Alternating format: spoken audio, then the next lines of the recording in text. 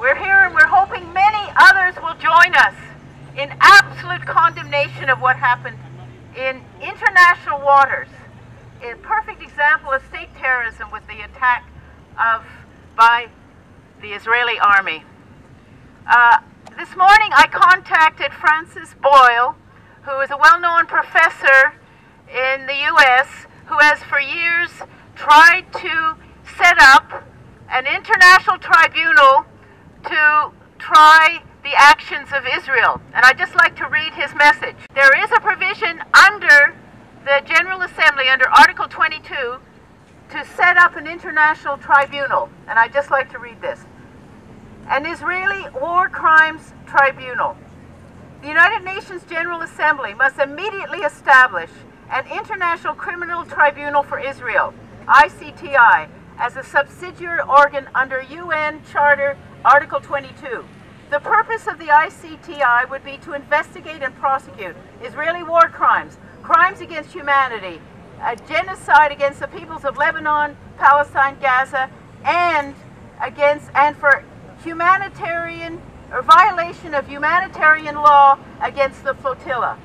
The establishment of the ICTI would provide some small degree of justice to the victims of Israeli war crimes, crimes against humanity, violation of international humanitarian law in attacking the flotilla. Furthermore, the establishment of the ICTI by the UN General Assembly would serve as a deterrent effect upon Israeli leaders such as Prime Minister Netanyahu, the Foreign Minister, the Defense Minister, Chief of Staff, and Israeli other top generals, that they will be prosecuted for their further infliction of international crimes upon the Lebanese and the Palestinians. Without such a deterrent, Israel has been emboldened. For the UN General Assembly to establish the ICTI could stop the further development of this momentum towards a regional, if not a global catastrophe. I am Jewish. This is clearly an act of state terror in the name of the defense of Israel against unarmed civilians who were delivering humanitarian aid to a helpless population under siege by the State of Israel. Dr. Niret Paled El-Hanan, for instance, she teaches at Hebrew University. She lost her daughter to a suicide bomber in the late 90s. Dr. Niret Paled El-Hanan says that the occupation of Palestine is the cause of the violence, and the violence will not end until the occupation ends. This is a Jewish woman. She cannot be accused of hating Israel or being a self-hating Jew, as we're all called. To stop the discussion in the world about the crimes of the State of Israel. And many Jewish people love the State of Israel, as I do, and want to see it defended and want to see it strengthened by living in peace with its neighbor Palestine. And Palestine needs to be a fully funded state. It needs to be deoccupied. It needs to live in full human rights as other states are permitted to in the world. Otherwise, the violence will not end. I'm a veteran of World War II, in which I fought against the Nazis. We are now dealing with a country which uses the persecution of Jews and others as a cover for committing comparable crimes.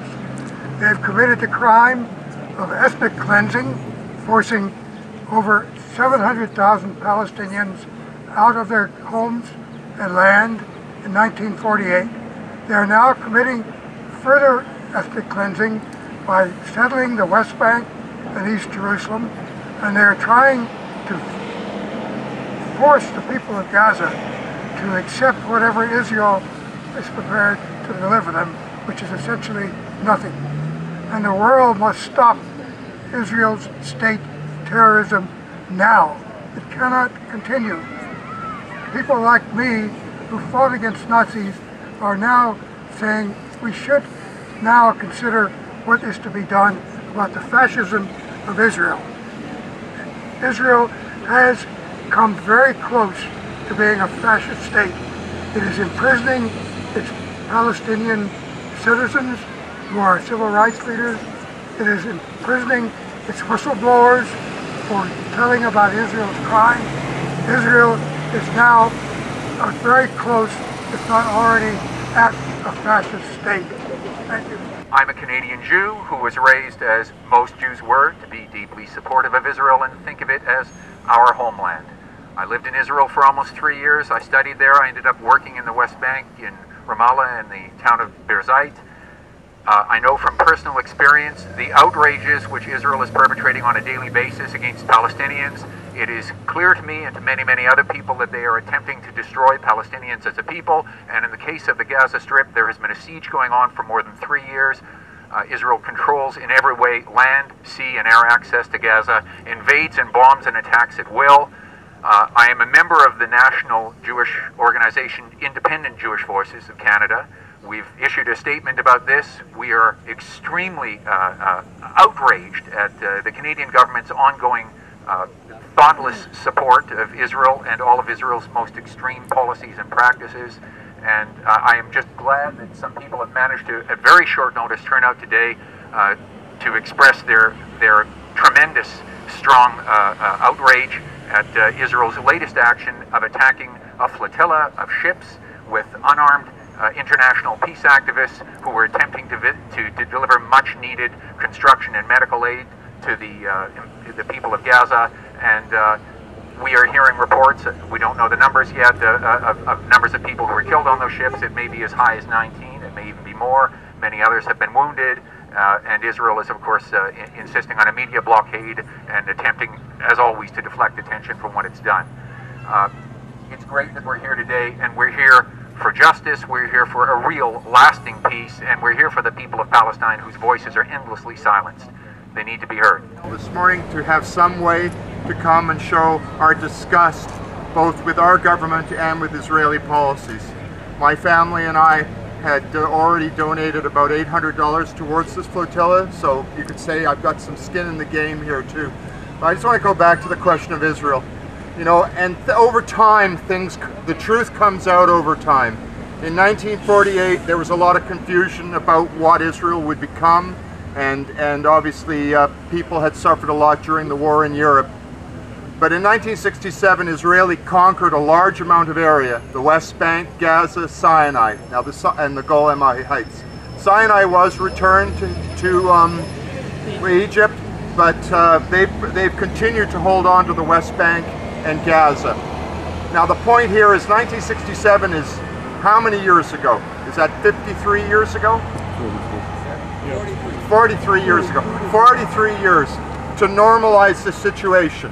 If a country gets into a war and occupies the territory of another country, they have to come to terms. If Israel had come to terms in 5 years or 10 years, then it would have just been a footnote in history. But obviously their intent is not to release this land, but to seize it, to dispossess and remove the population. And they've cut the West Bank into 100 little prisons surrounded by one giant prison. Gaza, they were no longer tenable for them to remain there directly, so they put a wall around it, the biggest open-air prison in the world. The disgusting complicity of Western governments in this outrageous act that, you know, the Nuremberg trials were supposed to set a precedent about what states could and couldn't do. And yet here we are with Harper and many other influential Canadians standing up and defending Israel, defending the most undefendable acts, whether it was the attack on Lebanon a few years ago, the siege of Gaza where an unarmed prison population are attacked by modern weapons, and now an attack in international waters on foreign flag vessels. I will point out that the only way you're allowed to board a vessel under international law outside in international waters is with the permission of the state with which the ship is registered. And I'll be very surprised to find out that Turkey gave their permission. These ships were anchored 65 kilometers off the coast of Israel. Yes, it was a protest. Yes, it showed what Israel was and what Israel was doing in Gaza, but there's no justification whatsoever for live fire in any situation like this. And I just stand here, myself and my family condemn this act entirely, and we condemn the government of Harper for for being complicit and making excuses for Israel. Thank you very much. Free Gaza! Free Gaza! Free Gaza!